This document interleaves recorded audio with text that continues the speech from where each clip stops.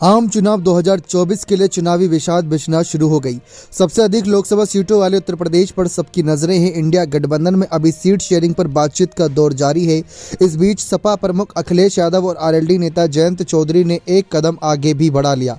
Sapa RLD ने शुक्रवार seat बंटवारे की दिशा में अहम समझौता करते हुए आगामी आम चुनावों में भाजपा के खिलाफ विपक्ष को मजबूत करने की दिशा में पहला कदम उठाया।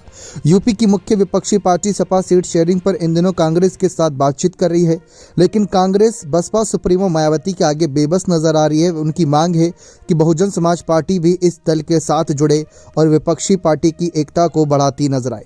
जी हां, बसपा अभी तक साथ नहीं आई है, जिसको लेकर काफी संदेह बना हुआ है और खबरें हैं कि अब वह अकेले ही चुनाव लड़ेंगी क्योंकि ये फाइनल हो चुका है। आपको बता दें कि कांग्रेस ने राज्य के 80 लोकसभा सीटों में से एक बड़े हिस्से की मांग की है। इसे लेकर पेच फंसा हुआ है। बातचीत का दौर फिलहाल जारी है। इस बीच अखिलेश ने जयंत से हाथ मिलाकर बता दिया कि अपनी रणनीति पर आगे बढ़ रही हैं।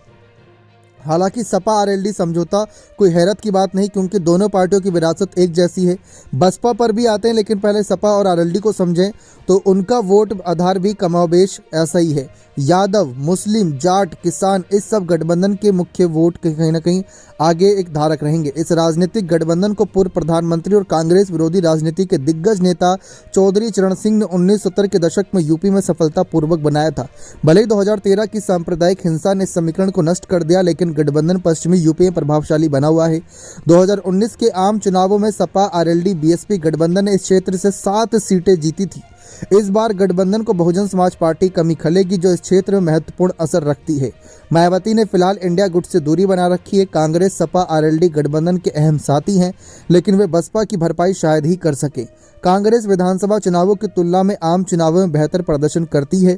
हालांकि वे इस राज्य में अपनी परछाई मात्र बनकर रह गई, जो 1980 के दशक तक उसका गढ़ हुआ करता था। 1980 के दशक तक कांग्रेस का राज चलता था उत्तर प्रदेश में, लेकिन आखिर कैसे बदला, इसको भी समझते हैं। यूपी में 1990 के दशक और उसके बाद मंडल और मंदिर की राजनीति के बाद भाजपा, सपा और बसपा का उदय हुआ और कांग्रेस का पतन हुआ। राम मंदिर के केंद्र में आने के बाद से बीजेपी का उभार हुआ। नए बने सामाजिक समीकरण से सपा बसपा मजबूत हुई, लेकिन कांग्रेस हाशिए पर जाती रही। आज स्थिति ऐसी बन गई है कि कांग्रेस पिछले चुनाव में यूपी में महज एक ही सीट ही जीत सकी।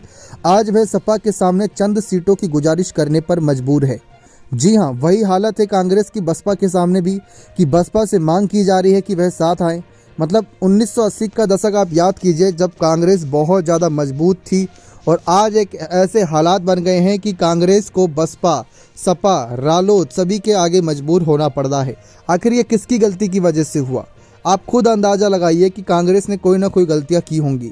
मायावती भी इस बात को खुले तौर पर कह चुकी हैं कि अगर कांग्रेस ने अपने समय में गलती ना की होती और सभी को कहीं ना कहीं समान भाव से देखा होता, तो शायद ये नौबत ही ना आती, बहुजन समाज पार्टी ही ना बनती। इतना बड़ा उन्होंने बयान दे दिया था। तो ये हालात बदले हैं किसकी वजह से? कांग्रेस की वजह से। अब भुगत भी कांग्रेस पार्टी रही है, लेकिन बसपा को थोड़ा बहुत तो निर्दयी ज़्यादा नहीं होना चाहिए, उनको गठबंधन के साथ आ जाना चाहिए। ऐसी मांग विश्लेषक भी कर रहे हैं, क्योंकि अगर ऐसा होता है तो भाजपा को रोकने के लिए बहुत आसानी हो जाएगी। बने रहें चैनल के साथ। बहुत बहुत धन्यवाद।